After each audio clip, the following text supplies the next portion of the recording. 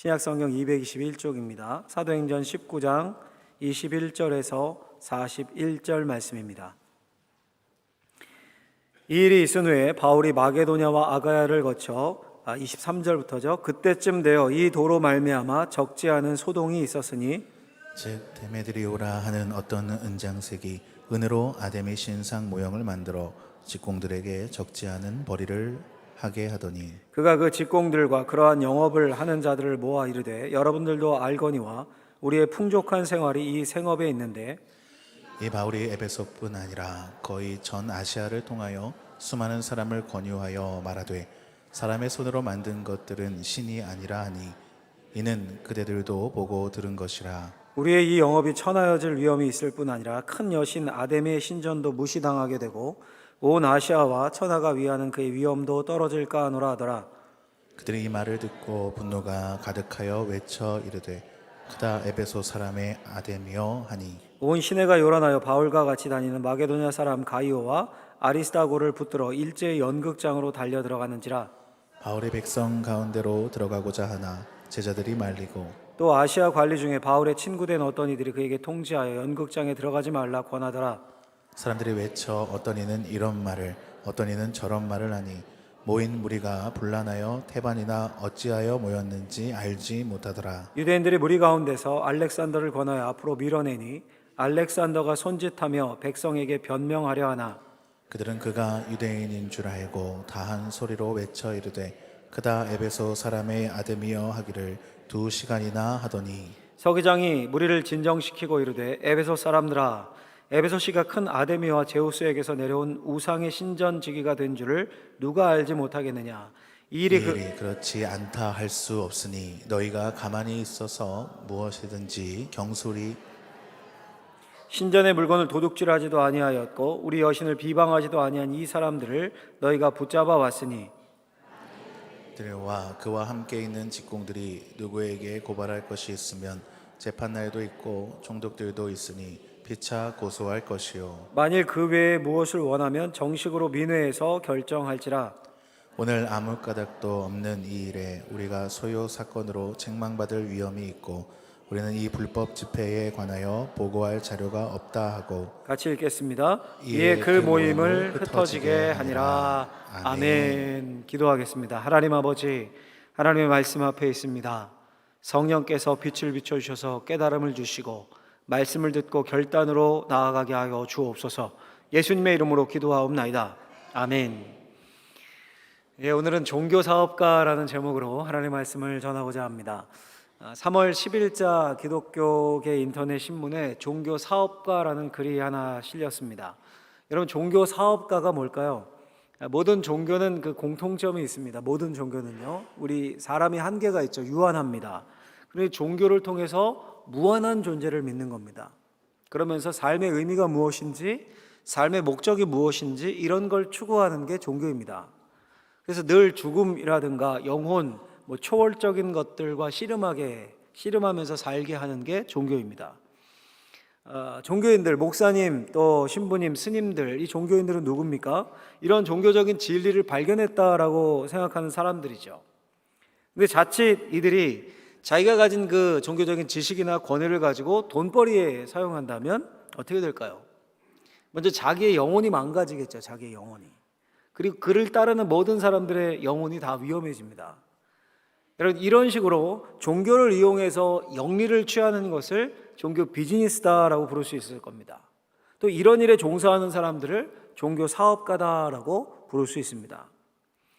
여러분, 오늘 성경에 보면 종교 사업가가 한 명 등장을 합니다. 24절 말씀을 보시면요, 즉 데메드리오라는 어떤 은장색이 은으로 아데미의 신상 모형을 만들어 직공들에게 적지 않은 벌이를 하게 하더니, 종교 사업가 이름이 데메드리오입니다. 에베소시에 아르테미스 신전이 있었습니다. 몇 주 전에 자세히 좀 말씀드렸는데요, 요약하면 하늘에서 운석이 떨어져서 야, 이거 하늘에서 왔으니까 신의 선물이다, 여신의 강림이다. 그 여신이 아르테미스 여신인데 다산과 풍요의 여신입니다. 에베소 사람들이 이 여신을 위해 신전을 크게 지었는데 어마어마했습니다. 바닥 평수가 막 2,000평에 이르고 높이가 19m, 몇 배는 되는 거죠. 우리 예배당에 19m, 기둥 127개가 큰 기둥들이 떠받치고 있는 그런 신전입니다.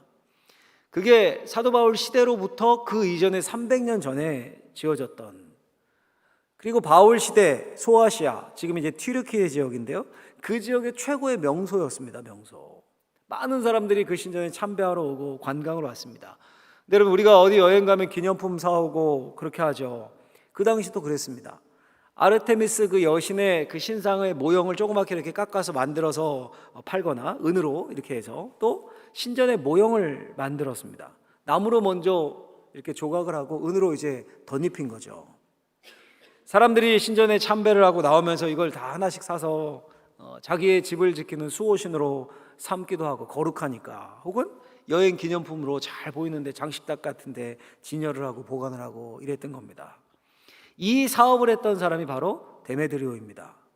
굉장한 이득을 남기는 사업이었겠죠. 많은 사람들이 이 사업에 뛰어들었습니다. 이득이 되니까 여기저기 뛰어드는 거죠. 서로 이제 출혈 경쟁을 막기 위해 동업 조합을 만들었습니다. 수량을 조정하고 뭐 이렇게 했겠죠. 그 조합의 대표자가 또한 데메드리오였습니다. 그 아르테미스 신전을 이용해서 많은 돈을 벌었습니다. 근데 문제가 생긴 겁니다. 무슨 문제입니까? 26절에 보면 이렇게 되어 있습니다. 이 바울이 에베소뿐 아니라 거의 전 아시아를 통하여 수많은 사람을 권유하여 말하되 사람의 손으로 만든 것은 신이 아니라 하니 이는 그대들도 보고 들은 것이라. 이 무슨 말입니까? 바울이라는 사람이 나타나서 사람의 손으로 만든 것은 신이 아니다, 이런 말을 퍼뜨리고 많은 사람들이 그걸 마땅하라고 여기고 믿고, 자기 집에 있던 그 데메드리오가 만들어서 팔았던 그 아르테미스 신전 신상을 막 갖다 버리고 이런 일이 일어난 겁니다. 그러니 사업에 심각한 타격을 입게 된 거죠. 그래서 데메드리오가 조합원과 그 직공들을 다 모아서 이렇게 연설을 합니다. 이런 연설을 합니다. 25절에 보면 그가, 이제 데메드리오입니다, 그 직공들과 그러한 영업을 하는 자들을 모아 이르되 말합니다. 여러분도 알거니와 우리들의 풍족한 생활이 이 생업에 있는데, 우리의 풍족한 생활이 이 신상 조각 만들어서 파는 것에 있는데, 그 다음은 뭡니까? 이어지는 말은 이 바울이라는 작자가 나타나서 우리 생업을 위협하고 지금 아르테미스 신을 천하게 만들고 있습니다. 이 우리가 가만둬서는 안 됩니다. 이렇게 이제 연설한 겁니다. 여러분, 이 말 중에 우리의 풍족한 생활이 이 생업에 있는데, 이런 표현이 있죠. 여기 생업이 영어 성경에 보면 비즈니스 이렇게 되어 있습니다. 비즈니스, 사업이란 뜻이죠. 이 말을 듣고 동업자들이 격하게 공감하면서 나가서 이제 대중들을 선동하고 동원하는 겁니다. 그들이 다 원형극장에 몰려들어서 큰 소요가 일어나게 됩니다. 이게 오늘 이제 본문의 주요한 내용입니다. 자, 여러분, 이 이야기를 읽으면서 고민이 생겼어요. 큰 고민이 뭐냐면, 혹시 나도 종교 사업가인가? 사업을 확장하듯 교세를 확장하고 거기서 이득을 얻고 그걸 위해 목회를 하지 않는가? 그럼 우리 이곳에 앉아 계신 우리 성도님들은 종교 소비자인가? 좀 더 나은 환경, 좀 더 편한 교회, 좀 더 잘 갖춰진 시설, 아이들에 맞는 프로그램, 더 많은 것을 제공하는 교회를 찾아다니는 그런 종교 소비자인가?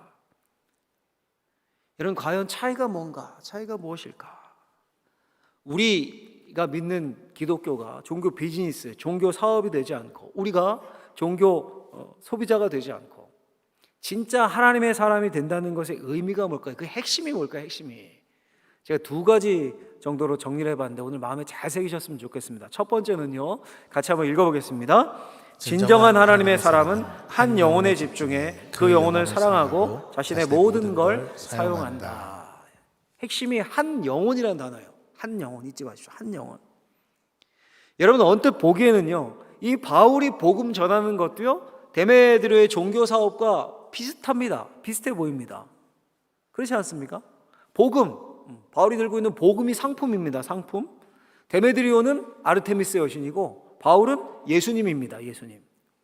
에베소에서 아르테미스 여신을 숭배하는 그 많은 신도들과 경쟁하는 것처럼 보이죠. 경쟁하는 거 아닙니까? 그들이 믿는 신을 버리고 이쪽으로 끌어당기는 거니까. 많은 사람들 모아서 복음 듣게 하고 복음을 아시아 전역에 퍼지게 합니다. 이 비즈니스와 똑같죠. 점유율을 늘리고 많은 사람이 물건 사게 하고 많은 사람 내 편으로 만들고 조회수 늘리고 구독자 수 늘리고 동조하는 사람들 늘리고, 이거 뭐 언뜻 보기에 똑같지 않습니까? 근데 여러분 여기에 아주 큰 차이가 있습니다. 본질적인 차이, 핵심적인 차이 뭡니까? 바로 한 영혼을 사랑하는가, 영혼을 사랑하는가, 이 질문입니다. 여러분 바울의 고백을 한번 들어보면요, 사도행전 20장 31절에 보면 바울이 이렇게 고백합니다. 우리 같이 한번 읽어볼까요? 그러므로 여러분이 읽게요. 내가 3년이나 밤낮 쉬지 않고 눈물로 각 사람을 훈계하던 것을 기억하라. 아멘. 바울이 약 3년 뒤에, 지금부터 3년 뒤쯤에 에베소 교회 장로님들을 모아놓고 한 말입니다. 내가 3년이나 밤낮 쉬지 않고 각 사람을 눈물로 훈계하던 것을 기억하십시오. 여러분 눈물로 훈계한다라는 것이 무슨 뜻일까요? 왜 눈물을 흘렸을까요? 간절한 마음이 있으니까 눈물이 나왔겠죠. 혹은 아무리 말해도 이거 바뀌지 않으니까 눈물을 흘렸겠죠. 혹은 슬픈 일을 당한 사람, 어려움을 당한 사람이 있는데 내 힘에 한계가 있으니까 도와줄 힘이 없어서 안타까워 눈물을 흘렸겠죠. 바울이 눈물을 흘리며 이들을 훈계했습니다. 여기 중요한 단어가 나오는데요, 각 사람을 훈계했다 이렇게 되어 있습니다. 각 사람을, 이게 우리말로 이제 여러 사람을 훈계했다 이렇게 읽기 쉬운데 이건 한 사람 한 사람을 이런 뜻입니다. 한 사람 한 사람, 각 사람 각 사람을, 모든 사람 중에 각각을 영어로 표현하면 each one, everyone. 한 사람 한 사람 각자 개인 개인을 사랑하고 그 개인들을 위해 눈물을 흘리며 훈계했다는 겁니다. 이 사도행전의 바울의 고백을 잘 보충해주고 설명하는 구절이 고린도 후서에 나오는데요, 같이 한번 가서 읽어볼까요? 고린도 후서 11장 28절 29절을 읽어보겠습니다. 이 외의 일은 고사하고 아직도 날마다 내 속에 눌리는 일이 있으니 곧 모든 교회를 위하여 염려하는 것이라. 누가 약하면 내가 약하지 아니하며 누가 실족하게 되면 내가 애타지 아니하더냐. 아멘. 이 외의 일은 고사하고, 이 외의 일이 무엇일까요? 이건 이제 외적인 고난을 말합니다. 외적인 고난. 복음 전하다가 매를 맞고 옥에 갇히고 파선하고 강도 만나고 잠자지 못하고 박해받고 목마르고 헐벗고 굶주리고, 이 모든 게 이 외적인 일, 이 외의 일입니다. 외적인 고통. 바울이 뭐라고 하는 겁니까? 이 외적인 일, 이 외적인 고통들은 내게 중요한 것이 아니다. 내게 중요한 것이 아니다. 날마다 내 속에 눌리는 일이 있으니, 나에게 큰 짐이 되고 나에게 큰 스트레스를 주는 일이 있으니 모든 교회를 위해 염려하는 것인데, 누가 약하면, 누군가 약해지면 내가 약해지지 아니하고 누가 실족하게 되면 내가 애타하지 아니하더냐. 무슨 말입니까? 한 사람의 영혼을 위해 놓고 늘 눈물을 흘리며 기도하는데, 각각 훈계하며 돌보는데 어떤 사람이 약해집니다. 어떤 사람이 시험에 들어서 나 이제 예수 안 믿는다, 이러면 너무 마음이 상하고 마음이 불붙는 것 같아서 견딜 수가 없다라는 고백입니다. 여러분 우리가 아는 것처럼요, 이 사도 바울이 두려워한 것이 뭐가 있습니까? 사도 바울이 돈이 없는 거 두려워했습니까? 바울이? 감옥 가는 걸 두려워했습니까? 아니면 왕 앞에, 큰 권력자 앞에 서는 걸 두려워했습니까? 사람들의 비난을 두려워했습니까?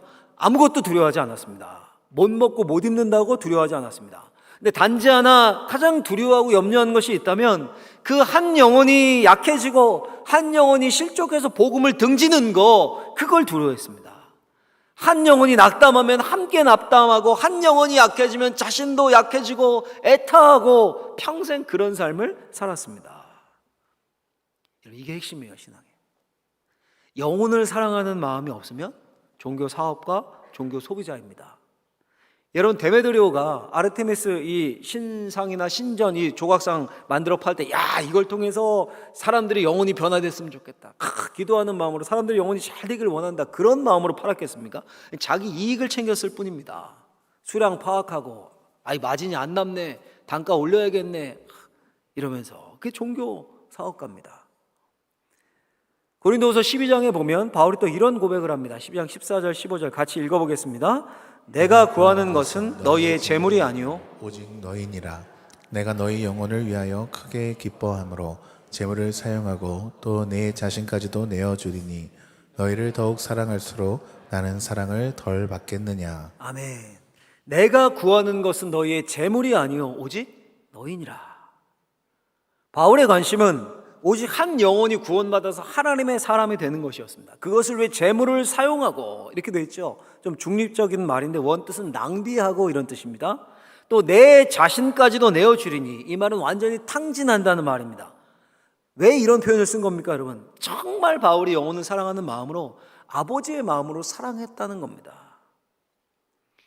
여러분, 아들이 하나 있는데, 자녀가 하나 있는데, 아버지가 그 자녀가 갑자기 쑥 큰 거예요. 갑자기 쑥 크더니 어느 날 아버지의 옷을 입고 딱 거실로 나옵니다. 아버지 신발을 신고 나가요. 아빠가 막 화납니까? 막 이놈의 자식 그게 얼마짜린데 막 화가 막 들어오기만 해봐라 이렇습니까? 아니죠. 기쁘죠. 야, 얘가 이렇게 컸네. 그렇죠? 다 낭비하고 탕진해도 기쁩니다. 근데 그런 마음으로 에베소의 성도들을 사랑하는 겁니다. 때로 바울이 기도할 때 병이 났고요. 그럼 고침받은 사람이 헌금하고 그랬겠죠. 그렇죠? 또 선교도 많이 들어오고 그랬겠죠. 그걸로 복음 전하며 가난한 사람도 돕고 구제도 하고 그랬겠죠. 바울이 먹을 것도 뭐 먹기도 했어야 됐으니까 먹고. 근데 여러분, 그들의 신앙이 막 다 성숙해지고 다 예수님 잘 믿고 도움받은 사람들, 구제헌금 받은 사람들이 다 예수님 잘 믿고 그렇습니까? 예나 지금이나 도움만 받고 금방 신앙을 저버리고 옛생활로 돌아가고 그런 사람도 있었겠죠. 낭비 같죠? 탕진한 것만 같죠? 그래도 멈출 수가 없습니다. 영혼을 사랑하는 그 마음 때문에. 여러분, 이것이 바울이 데메드리오 종교 사업가와 가장 큰 차이였습니다. 여러분, 우리에게 한번 적용해 보죠. 저한테 먼저 한번 적용을 해봤습니다. 만약 제가, 우리 장로님들도 계신데 우리 교회 장로님들을 진심으로 존중하고 진심으로 대하고 사랑하는 대신에 제 사역에 도움 주는, 아예 그냥 방해만 하지 않으면 좋겠다, 이 정도로 생각한다면 저는 영혼을 사랑하는 목자가 아니겠죠. 종교 사업가와 다를 바가 없어집니다. 우리 교회 부교육자들도 계십니다.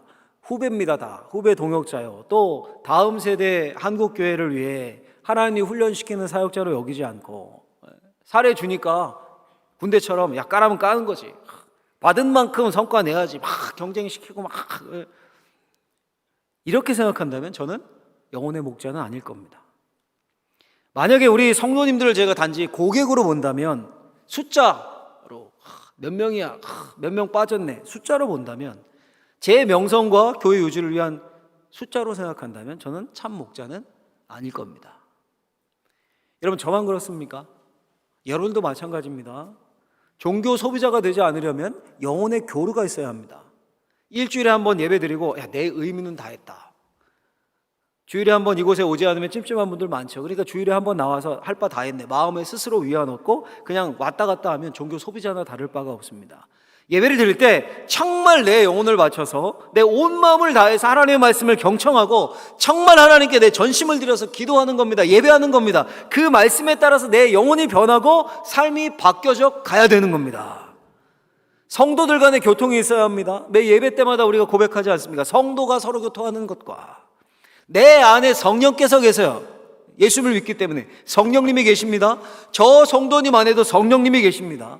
성령님은 한 분이시고 한 영이시고 한 성령을 모시기에 나와 저 사람, 저 성도 사이에 영혼의 불꽃 튀는 교류가 있는 겁니다. 성도가 교통하는 것과. 어떨 때는 저 성도가 너무 불쌍합니다. 내 구역 식구, 내 전도의 식구 처지가 너무 딱합니다. 눈물 흘리며 서로 기도합니다. 이게 성도의 교통입니다. 진짜 성도입니다. 내가 문제가 있을 때 정말로 조언을 듣고 기도를 부탁하는 멘토가 있는 사람, 그런 영혼의 교류가 있는 사람이 진짜 성도입니다. 듣고 안타깝고 막 도와주고 싶고 근데 내 형편이 안 돼요. 도와줄 능력이 안 돼요. 그러니 뭐 하는 거예요? 기도하는 겁니다. 도와주십시오. 여러분, 이런 만남, 이런 성도의 교통하심이 우리 교회, 우리 성도님들 안에, 여러분들 안에 일어나야 되는 겁니다. 그게 종교 소비자가 아닌 거예요. 그리고 그게 확장되어서 예배당 밖에서, 교회 밖 사업장에서, 일터에서 여러분, 사람들을 볼 때 단순히 뭐 직원이다, 고객이다, 숫자, 뭐 돈 이렇게 보이는 게 아니라 영혼으로 보이는 겁니다. 불쌍한 영혼으로 대하는 사람마다 돈 숫자가 아니라 다 영혼으로 보이는 겁니다. 장사하는 분들, 고객들이 다 영혼으로 보이는 겁니다.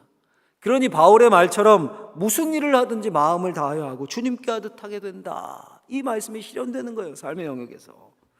이것이 예수님의 마음이고 그리스도인의 마음입니다.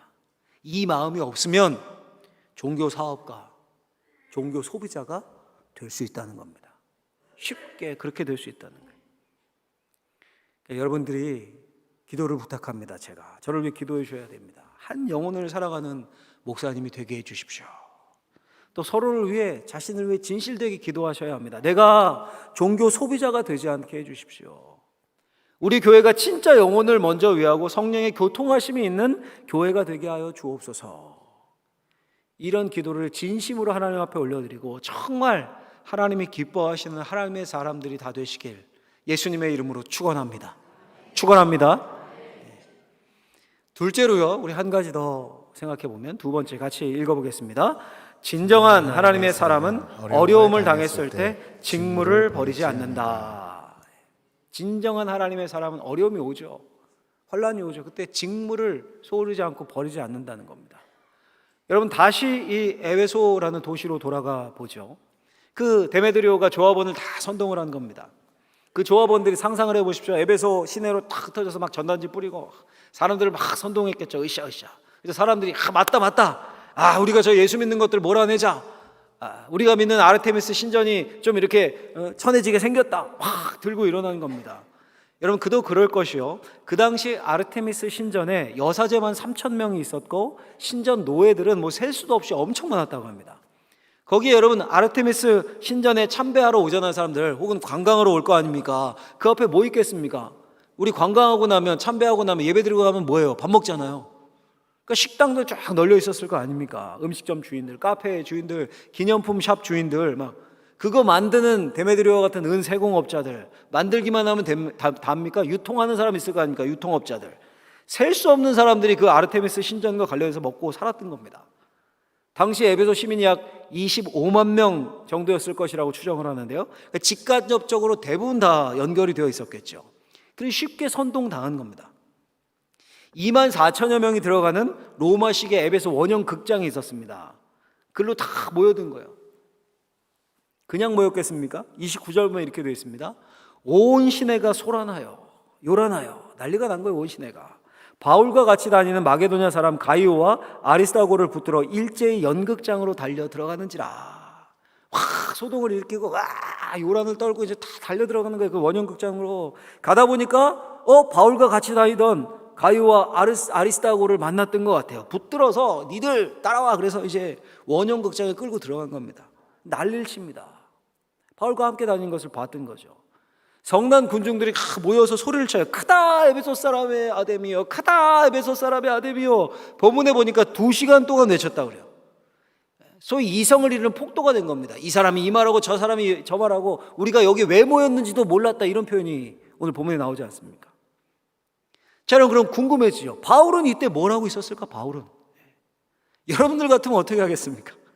그 폭도들의 목표는 바울입니다. 바울. 데메드리오의 목표는 바울입니다. 당연히 도망가야죠, 여러분. 후위를 도모하면 되죠. 소나기는 피해 가야죠. 그렇죠? 막 흥분했는데 폭도들이 있는데 소나기는 피해 가야죠. 가면 개죽음밖에 더 당하겠습니까?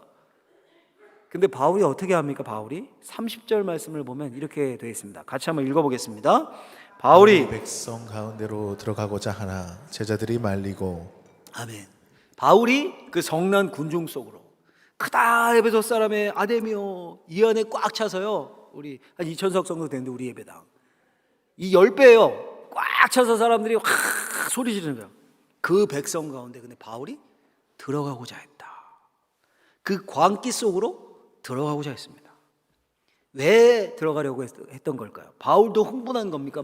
바울도 내가 2만 4천 대 1로 한번 싸워보겠다, 그리고 그 마음으로 들어가는 겁니까? 아무도 이랬을 것 같아요. 내가 저 사람들 속에 들어가서 복음을 전해보겠다, 이런 마음이 아니었을까? 아니면 이 자리가 내 순교의 자리일 수 있겠구나, 내가 목숨을 버려 여기서 복음을 전한다면 그 씨앗을 하나님이 사용하실 거다, 이런 마음으로 들어가려 했을 겁니다. 여러분, 상식적으로 생각하면 도망가는 게 맞죠. 도망가는 게. 근데 바울은 그렇게 하지 않았습니다. 생명을 걸고 그 안으로 뛰어 들어가려고 했습니다. 물론 제자들이 말려요. 다 붙잡고 말리고. 또 이 뒤에 보면 하나님이 역사하셔서 에베소시의 공무원, 고위 공무원격인 서기장이 나서서 그 군중들에게 경솔 행동하지 말아라. 바울과 일행들이 뭐가 잘못이냐, 이거 우리 보고해야 된다, 저기 로마에 보고해야 되는데 이 불법 집회다, 이거 그들이 잘못한 거 있으면 고소해서 법적으로 해결해라, 총독도 있고 다 이렇게 돼 있지 않냐, 절차가 있는데 그렇게 해라. 그러면서 공권력을 동원해서 군중들을 해산시켜서 그 소동이 끝이 납니다. 물론 하나님이 그렇게 역사하신 거죠. 근데 여하튼 바울은 죽을 각오로 뛰어들 작정이었습니다. 그게 바울의 마음이었습니다. 여러분 솔직히 저를 포함한 우리 이곳에 계신 모든 성도님들, 사랑하는 성도님들, 만약에 우리 교회가 잘 되고요, 크게 성장하고 그래서 초대형 교회가 되고 그냥 매일 몇백 명씩 매주 몰려오고 그래서 초대형 교회가 되고 그러면 좋죠, 여러분. 좋죠. 별로 안 좋으십니까? 기분이 안 좋으신 것 같은데. 좋죠. 좋아요. 근데 특별히 누가 제일 좋을까요? 제가 제일 좋아요? 잘하시네. 제가 제일 좋겠죠, 제가. 그렇죠? 교회에서 막 많아지고 초대형 교회 되고 재정이 늘어나고 뭐든지 잘 되고 제가 제일 좋죠. 대우를 더 잘해 주실 테고 존경도 더 받을 테고 여기저기 불려다니는 것도 많을 테고. 근데 저만 좋아요? 여러분들도 좋아요. 여러분도 좋습니다. 우리 장로님들, 권사님들, 중직자들, 성도님들도 마찬가지입니다. 교회가 잘 되면 그 교회 성도라는 것에 관해 자부심이 커지죠. 내가 사랑의 교회 개척 멤버인데, 내가 수영로 교회 장로요, 권사요, 큰 대형 교회, 아주 초대형 교회 성도들이 갖는 자부심들이 있죠.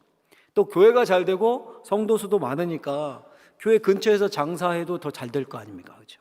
성도님들이 주로 자기 교회 교인들한테 가잖아요. 그러니까 여러모로 좋은 겁니다. 저도 좋고 저만 좋은 거 아니에요. 여러분들도 좋고 95% 이상 좋습니다. 근데 여러분 때로요, 가끔 가다가 그게 좋은데 나의 유익과 하나님의 말씀 혹은 교회의 유익이 반대될 때가 있습니다. 종교 사업가, 종교 소비자들은 내 유익과 하나님의 생각이 일치될 때는 하나님을 잘 섬깁니다. 근데 그게 반대될 때가 있을 때, 내 유익에 하나님의 뜻과 또 교회의 뜻이 일치되지 않을 때, 그때 어떻게 합니까? 내 유익을 따르는 거예요. 내 유익을. 여러분 예수님이 한번 이런 말씀을 하셨습니다. 예수님이 요한복음 10장 11절에 12절 보면 이런 말씀하셨어요. 선한 목자는 양들을 위하여 목숨을 버리거니와 삭구는 목자가 아니요 양도 제 양이 아니라 이리가 오는 것을 보면 양을 버리고 달아나나니, 이런 말씀을 하셨습니다. 자, 여러분 한번 이 말씀을 잘 곱씹어 보십시오. 선한 목자와 삭군을 어떻게 구분할 수 있습니까? 구분이 됩니까? 구분이 안 돼요. 모두 다 양을 칩니다. 모두 다 푸른 초장으로 인도해서 선한 목자도 삭군도 양을 인도해 먹이는 겁니다. 구분이 안 돼요. 선한 목자, 삭군 목자 다 똑같습니다. 하는 일이 다 영혼을 사랑하는 것처럼 보입니다. 양을 돌보는 것처럼 보입니다. 근데 언제 구분이 됩니까? 언제? 이리가 오는 것을 볼 때, 이리가 오는 것을 볼 때, 그때가 판별되는 때입니다. 여러분 이게 목회자에게만 관련되는 말씀입니까? 진정한 성도와 거짓 성도도 마찬가지입니다. 진정한 성도와 거짓 성도가 어떻게 구별이 될까요, 여러분? 언제? 다 똑같아 보여요. 여기 앉아 계신 분들 다 넥타이 하시고 옷 잘 차려입으시고 다 똑같아 보여요. 언제 구별이 될까요? 어려움이 닥칠 때 구별이 되는 거예요. 어려움이 닥칠 때 진짜 성도는 하나님 품으로 파고드는 겁니다. 하나님 도와주세요. 하나님 살려주세요. 하나님께 매달립니다. 교회가 어려우면 교회를 떠나는 게 아니라 교회의 기도 골방으로 모여듭니다. 근데 종교 소비자들은 어려울 때 내가 먼저 해보지 뭐. 하나님 굿이나 보고 떡이나 드시고 문제 잘 해결되게 해주시면 내가 감사한 거 할게요. 교회가 어려우면 교회는 이 교회밖에 없나, 세고 센 게 교회인데 그리고 떠나는 겁니다. 물론 여러분 이런 어려움이 자주 오는 건 아닙니다. 이리가 매일 양떼를 덮치면 목자가 어떻게 양을 키우겠습니까? 매일 덮치면 가끔 1년에 한 번, 평생에 몇 번 그런 일이 생기는 거죠.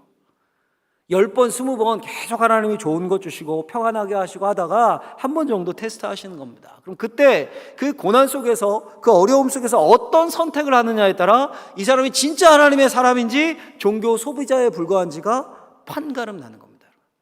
판가름 나는 거예요. 손양원 목사님을 여러분 아시죠?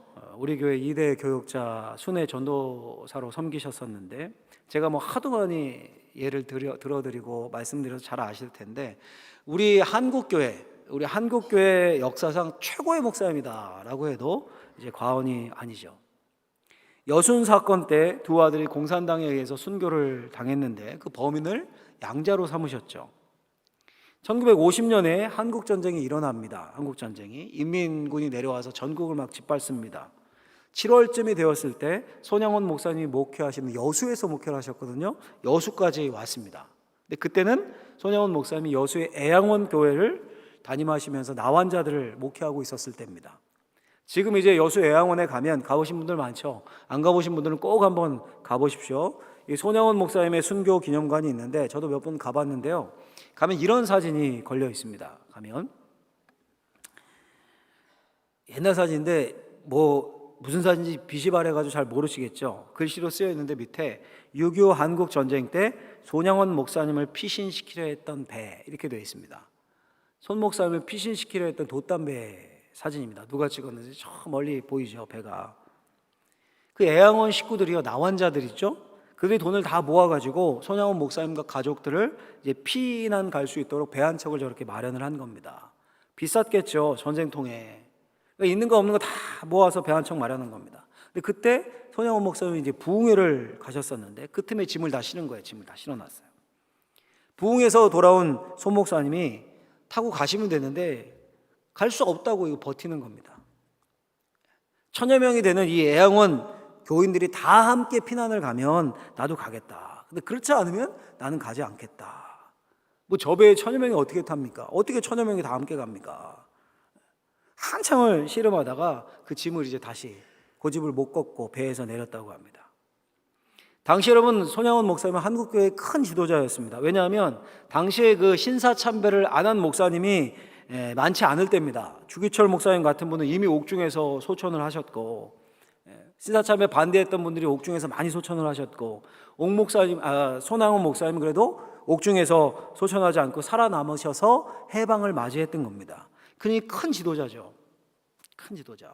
설교도 잘하셨다고 전해집니다. 부흥 강사로도 많이 다니시고, 어떤 목사님을 모셔서 피난 갈 것을 간곡히 부탁을 하셨습니다. 한국교회 장래를 위해서, 이런 분이 살아서 한국교회 빛을 밝혀야 되니까 장래를 위해서 간곡히 부탁을 하신 겁니다. 잠시 좀 피해 계셨으면 좋겠습니다. 목사님이 타 계시지 성도들이야 목사님 잠시만 좀 피해 주셨으면 좋겠습니다. 그때 이렇게 대답하셨다고 해요. 한국교회의 일부가 애양원 교회요, 한국 민족의 일부가 애양원 식구들인데 한 교회의 양떼를 무시하고 한국교회를 중요시할 수 없습니다. 그래도 목사님 우선 살아야죠. 그때 또 대답하셨습니다. 그 말은 참 틀린 말이요. 우리 기독교는 본치 잘 살기 위한 종교가 아니라 잘 죽기 위한 종교입니다. 꼭 살아서만 복음을 전한다고 생각해서는 안 됩니다. 말이 안 먹히는 거예요. 안 통하는 겁니다. 그러니까 이제 사모님께 부탁을 합니다. 아유, 사모님, 저 목사님 저 고집불통 어떻게 해서라도 배에 태워서 피난 가도록 좀 해주십시오. 사모님이 답했다고 합니다. 세상에 피난처가 어디 있습니까?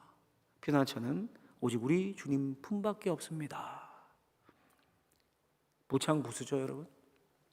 결국 배에 못 태웠습니다. 못 태웠어요. 강단을 사수하시고, 왜 불길한 예감은 항상 맞지 않습니까? 2달 동안 설교하시고 9월이 되었을 때 수요 예배를 준비하시다가 공산당에게 체포돼서 9월 28일에 한 이름 없는 과수원에서 총살을 당하셨습니다. 여러분, 낭비 아닙니까? 그 위대한 영성가, 그 실력 있는 목사님이, 그 영향력 있는 목사님이 끝까지 살아남아서 한국교회를 지도하고 바르게 이끌면 좋지 않았겠습니까? 피난 가면 되는데, 그냥 좀 갔다 오면 되는데, 지도자들 노리지 성도님들이야 잘 있을 수 있겠죠. 근데 그렇게 죽는 게 얼마나 큰 낭비고 허비입니까? 근데 손양원 목사님은 낭비라고 생각하지 않았던 겁니다. 한 영혼을 위해 모든 걸 드릴 수 있는 게 기독교의 본질로 봤던 겁니다. 사도 바울처럼. 우리 사랑하는 방언제일교회 성도님들, 우리 한국교회의 성도님들의 DNA에는 이런 손양원 목사님 같은 위대한 신앙인의 신앙이 들어있는 겁니다. 종교사업가, 종교 소비자가 아니라, 여러분, 교회를 늘 숫자로 계산하려 하지 마십시오. 우리를 숫자로 보기 위해서 하나님이 모으신 게 아닙니다. 참 성도, 참 예수 그리스도의 제자의 DNA가 우리 안에 있는 겁니다. 진짜 예수님을 믿고 예수님처럼 한 영혼을 천하보다 귀하게 여기는 DNA. 물론 여러분 그렇다고 해서 뭐 한 사람 한 사람 원하는 대로 필요 다 채워주고 한 영혼이라고 그 사람 뭐 누군가 하는 말에 막 질질 끌려다니고 그런 걸 말하는 게 아닙니다. 때로는 엄하게 지도하고 때로는 훈계하고 끊고 이런 것도 포함이 되는 겁니다. 여튼 중요한 건 뭡니까? 그냥 예배당 땀만 받고 이만하면 신앙생활 뭐 잘하는 거지, 이게 아니라 주님이 피로 값주고 사신 교회를 사랑하면서 영혼 사랑의 모든 걸 드리는 그 DNA. 기독교의 본질이 단순히 숫자가 늘어나는 것이 아니라 하늘의 밀알이 썩어질 때 하나님이 열매를 거둔다. 잘 살기 위한 것이 아니라 잘 죽기 위한 것이다. 이 손양원 목사님의 그 정신, 이 바울의 정신, 그 DNA가 우리 안에 내재되어 있는 겁니다, 여러분. 우리 주님은 종교 사업가, 종교 소비자로 저와 여러분들을 만나게 하신 것이 아닙니다. 이 강단에서 선포되는 말씀을 통하여서 그 말씀이 진짜 세상과 어떻게 다른가, 내 삶을 어떻게 이끌어갈 수 있는가. 부족하죠. 저도 부족하고 여러분들도 부족합니다. 나약하죠. 때로는 넘어지죠. 그러나 그 말씀 앞에서 내 삶이 요만큼이라도 변하기를 원합니다. 그 간절한 마음을 가지고 우리의 자녀들, 우리 성도들, 약한 성도들 영혼을 보면서 안타까워서 하나님 불쌍합니다. 저 아이들이. 하나님 불쌍합니다. 저 성도님들이. 그런 마음을 가지고 자신을 드릴 수 있는 사람, 그런 성도, 그게 하나님이 우리에게 원하시는 모습입니다.